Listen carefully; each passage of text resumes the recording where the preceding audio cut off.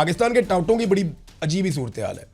एक दिन पहले उन्हें ऑर्डर दिया गया था, जनाब भारत के खिलाफ गेम चुक के रखो।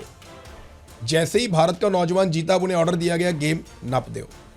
यानी अब मामला दबा दें, ऐसा ना हो कि पाकिस्तान के नौजवानों को भी शौक चढ़ जाए और यहाँ पे भी जेंजी निकल आए और निकल के वही धमाल पाकिस्तान में भी डाल दें जो भारत में डाल रहे थे। पाकिस्तानी नौजवान ज़्यादा संजीदा है, पाकिस्तानी नौजवान ज़्यादा अक्लमंद भी है, बहुत बाशऊर भी है, बहुत समझदार भी है। ऐसा नहीं है कि मैं भारतीय नौजवानों को बुरा कह रहा हूँ, ऐसा नहीं है, क्योंकि पाकिस्तानी नौजवानों ने स्ट्रगल बहुत लंबी की है, मार बहुत ज़्यादा खाई है, यहाँ पे हालात बहुत मुश्किल रहे उनके लिए। तो यहाँ पाकिस्तानी नौजवानों ने बड़ी रेजिलियंस हासिल की है गुज़िश्ता कई दहाइयों में, ख़ास तौर पे गुज़िश्ता 4 सालों में जो उनके साथ हुआ है। एक पूरी पॉलिटिकल पार्टी की, एक नौजवानों की पूरी पौध है जो तैयार हो गई है।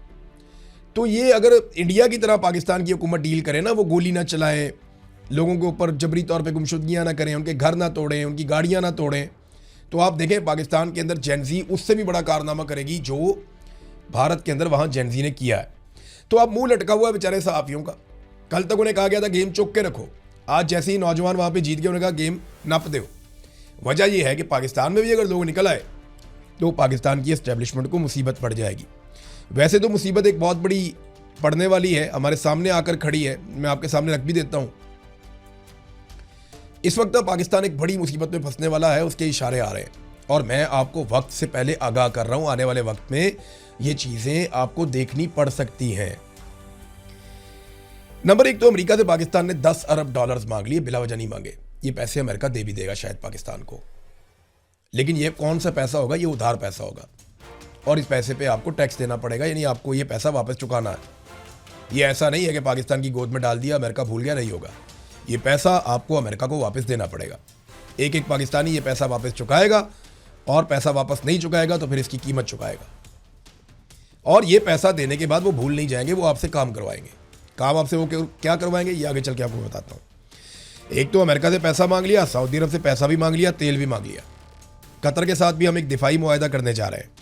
याद रखिए, जितने भी पाकिस्तान दिफाई मुआहदे कर रहा है, पाकिस्तान में काबीना को भी नहीं पता, पाकिस्तान के पार्लिमान को भी नहीं पता। पाकिस्तानी बिल्कुल नहीं जानते कि पाकिस्तान कौन कौन से मुआहदों में जा रहा है। डोनाल्ड ट्रंप के साथ पाकिस्तान ने कौन सी बातें तय की हम नहीं जानते। हमने सऊदी अरब के साथ कौन सा दिफाई मुआहदा किया, उसमें क्या चीज़ें तय हुई हम नहीं जानते।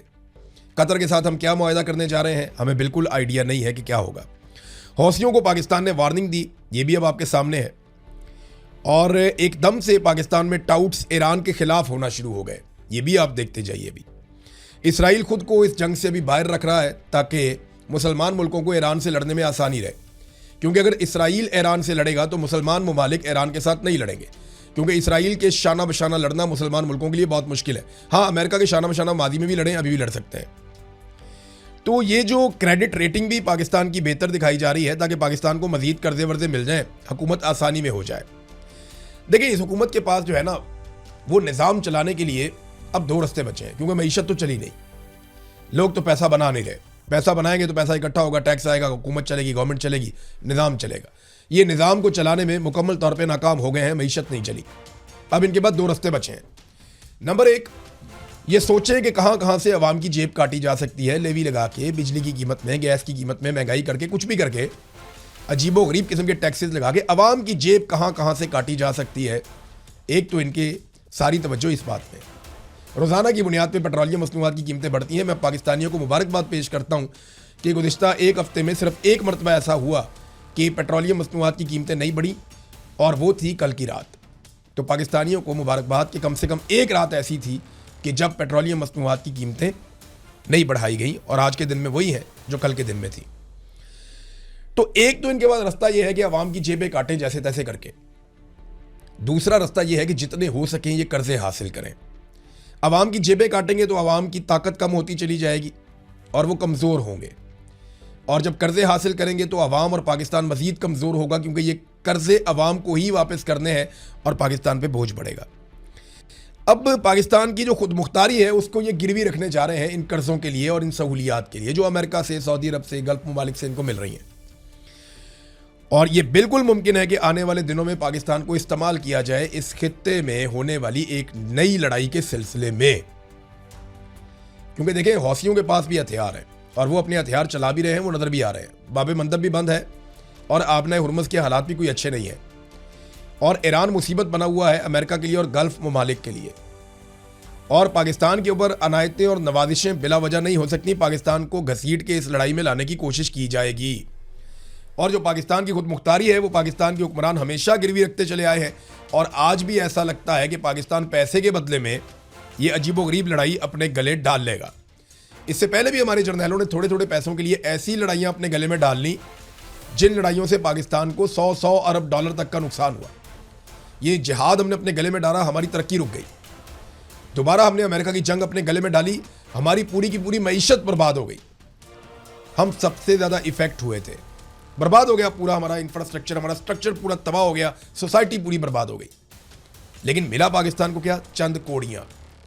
बहुत थोड़ा पैसा मिलता है, बहुत ज़्यादा कुर्बानी देनी पड़ती है। एक मरतबा फिर पाकिस्तान उस रास्ते पे चल रहा है, मैं आपको वक्त से पहले बता रहा हूँ।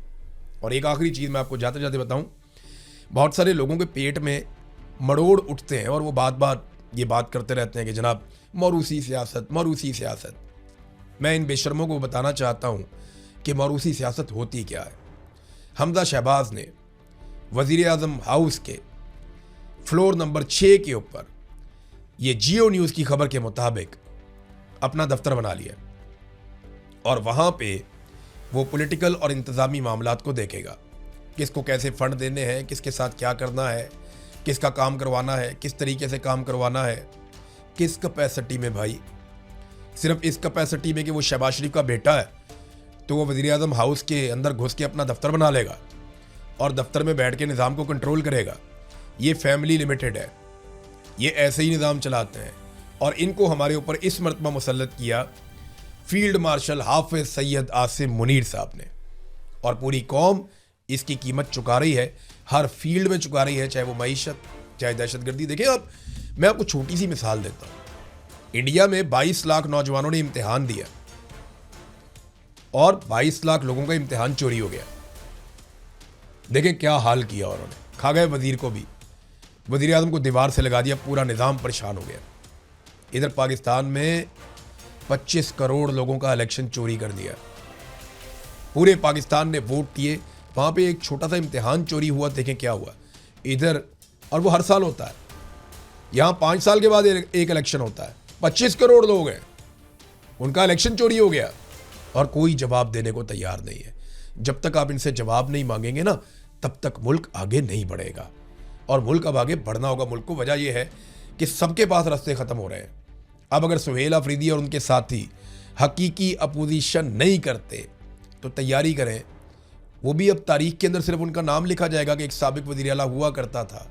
लोग उन्हें याद नहीं रखेंगे, लोग उन्हीं को याद रखते हैं जो हक के साथ खड़े होते हैं और उसके लिए कीमत चुकाने से भी नहीं डरते। अब तक के लिए इतनी, अपना ख्याल रखिएगा, अपने इस चैनल का भी। अल्लाह हाफ़िज़।